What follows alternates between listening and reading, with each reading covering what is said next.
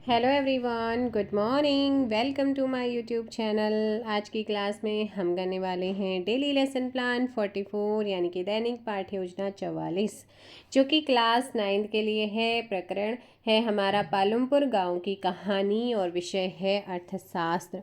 और right side में दिनांक, कालांश और समयावधि को लिखा गया है।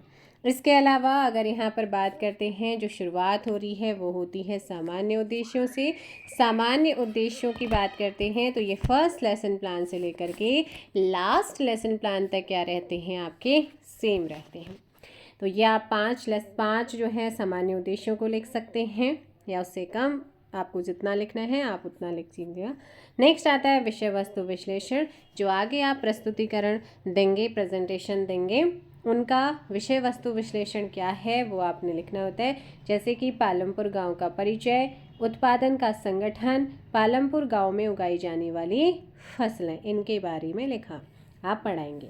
विशिष्ट उद्देश्य ये आपके टॉपिक के अकॉर्डिंग चेंज होते हैं। जैसे हमारा टॉपिक इससे पहले था भारतीय रिजर्व बैंक, तो उसमें विशिष्ट उद्देश्य उसके अकॉर्डिंग थे। अब है पालमपुर गांव की कहानी, तो उसके अकॉर्डिंग यहाँ पर चेंज है, जिसमें ज्ञानात्मक उद्देश्य जिसके अंतर्गत 2 पॉइंट्स लिखे हैं, बोधात्मक उद्देश्य जिसमें 1 पॉइंट है, प्रयोगात्मक में 1 पॉइंट है। इसके अलावा अगर आपको एक वीडियो में कंप्लीट 46 लेसन प्लान चाहिए तो आप जो है प्लेलिस्ट बनी हुई है, वहाँ पर देख सकते हैं। कंप्लीट इकोनॉमिक्स के डिफरेंट वाले जो हैं वो आपको देखने को मिलेंगे। शिक्षण सहायक सामग्री यानी कि जिसमें आपके टीचिंग एड्स हैं, सामान्य कक्षागत उपकरण, लपेट, शामपट यानी कि क्लास के अंदर जो कुछ भी आप यूज़ करते हैं, चाहे वो बोर्ड हो, डस्टर हो, चौक हो, मार्कर हो, A to Z, वो सब आपका टीचिंग एड्स के अंतर्गत आता है।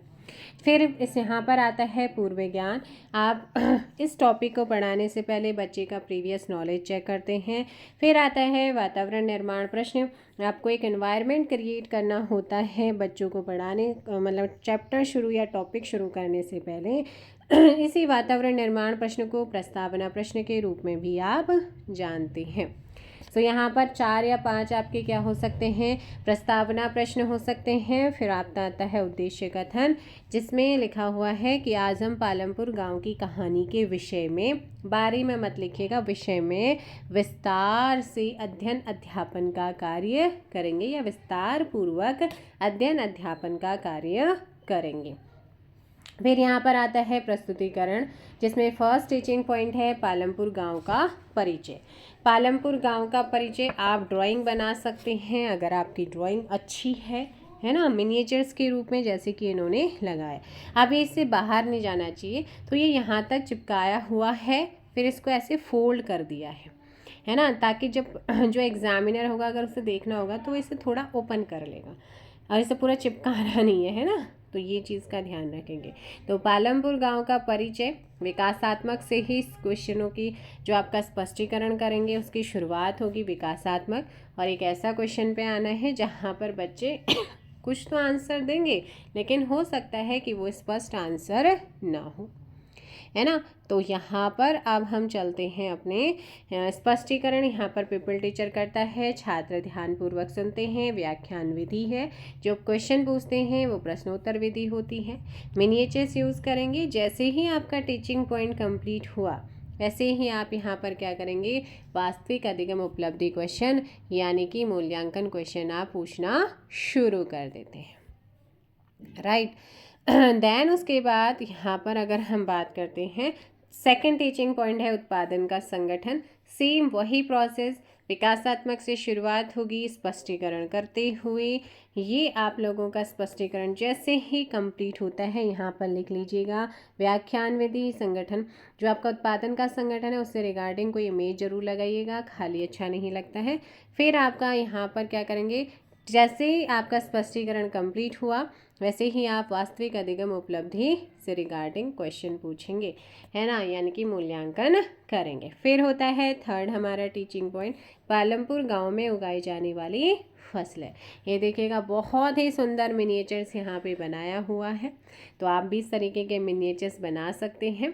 तो ये विकासात्मक से ही इसकी भी शुरुआत होगी। फिर एक ऐसा क्वेश्चन, अच्छी पैदावार के लिए आप क्या क्या करते हो। स्पष्ट उत्तर, मतलब जो आप बच्चे को बताना चाहते हैं एग्जैक्ट उसका आंसर क्या होना चाहिए। बच्चे तो बोलते हैं, उन्हें है ना, बच्चा कुछ ना कुछ तो बोलेगा फिर उसको सही से स्पष्टीकरण आपने करना है। फिर उस क्वेश्चन को स्पष्टीकरण करते हुए, और यहाँ पर आपका स्पष्टीकरण क्या होता है, कंप्लीट होता है। जैसे स्पष्टीकरण कंप्लीट, यहाँ पर लिख लीजिएगा व्याख्यान विधि, और यहाँ पर आप उसी से रिगार्डिंग क्या करेंगे, क्वेश्चन पुटअप करेंगे। फिर आता है आपका श्यामपट्ट सारांश। श्यामपट्ट सारांश के अंदर जो है आपने जो टीचिंग पॉइंट्स को पढ़ाया है तीनों, उसको बहुत शॉर्ट में यहाँ पे आपने लिखना है। फिर आता है पुनरावृत्ति प्रश्न, और पुनरावृत्ति प्रश्न में मैं हमेशा बताती हूँ, या तो आप वेरी शॉर्ट क्वेश्चन जिन्हें आप यहाँ पे देख रहे हैं वो बना सकते हैं, या आप इन्हीं क्वेश्चनों में सत्य असत्य, सही गलत जिनको बोला जाता है वो बना सकते हैं। आप सही मिलान वाले क्वेश्चन बनाइएगा, या उसके अलावा आप रिक्त स्थान वाले क्वेश्चन बना सकते हैं। फिर आता है संदर्भ, और संदर्भ जैसे कि क्लास 9th के लिए है, तो आपके जिस बुक में ये चैप्टर है उस बुक का नेम और उसके ऑथर का नेम यहाँ पर आप ज़रूर लिखिएगा, है ना। तो ये था आप लोगों का लेसन प्लान 44 जो कि आपका कंप्लीट हो गया है। मिलेंगे हम नेक्स्ट वीडियो में। Thank you so much.